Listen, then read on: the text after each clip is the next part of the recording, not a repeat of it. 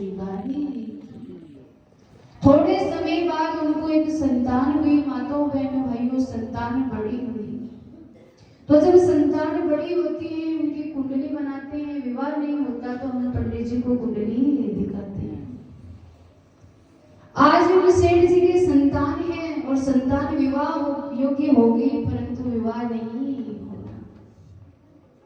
इधर उधर पंडित जी के पास गए तो एक कोई जानकार पंडित जी मिले। उनको जाकर पूछा तो उन्होंने कहा कि भाई आपके पुत्र हैं, उनकी कुंडली में विवाह का योग तो है, परंतु विवाह करने में कोई फायदा नहीं है। क्यों?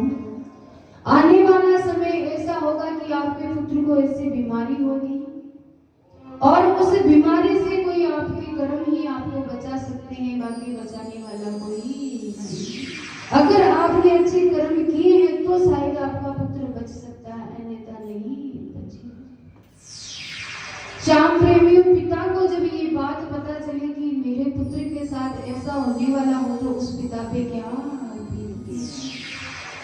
उस दिन से चिंता में पर मन नहीं मानता, क्योंकि समाज में लोग जीने नहीं देते।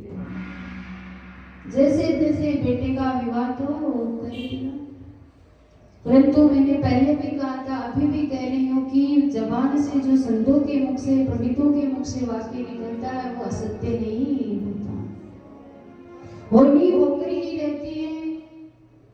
कहते हैं समय पिता और सेठ जी के पुत्र को बीमारी हो, इतना बड़ा महाराज इस बीमारी में कैंसर हो गया, अब बचाने वाला कोई नहीं है। सेठ जी दुखी रहने लगे, जितना पैसा था सब कुछ लुटा दिया, परंतु बेटे को ठीक नहीं कर पाए। अब एक बार क्या होता है कि हमारे जीवन में दुख रहता है तब भगवान को याद करते हैं। जब संतान नहीं थी तब तो शाम को याद किया, पर संतान हो गई, बड़ी हो गई तो शाम को भूल गई। अब भाई हम इनको भूल जाएंगे तो ये अपनी याद तो दिलाएंगे। हम स्वार्थी हो गए, सेठ जी स्वार्थ में आकर भूल गए, लेकिन बाबा को याद है कि ये मुझे भूल रहा है, मैं इसको अपनी याद दिलाऊं। तो माताओं बहनों भाइयों, इतना बड़ा कैंसर की कोई बचाने वाला नहीं है।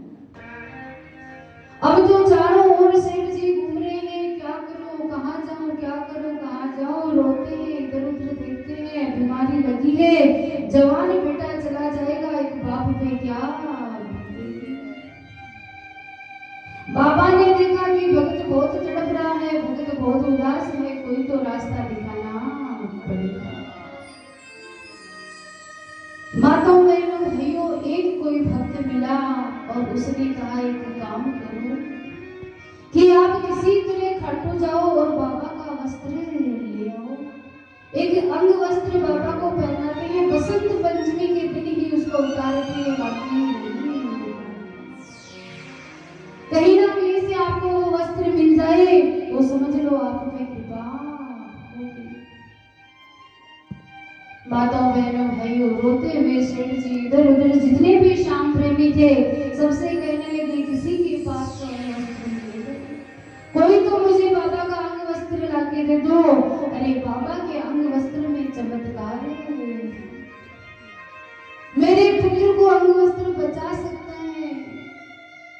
कहते हैं कोई भक्त ऐसा मिला जिसके द्वारा वो अंग वस्त्र मिला।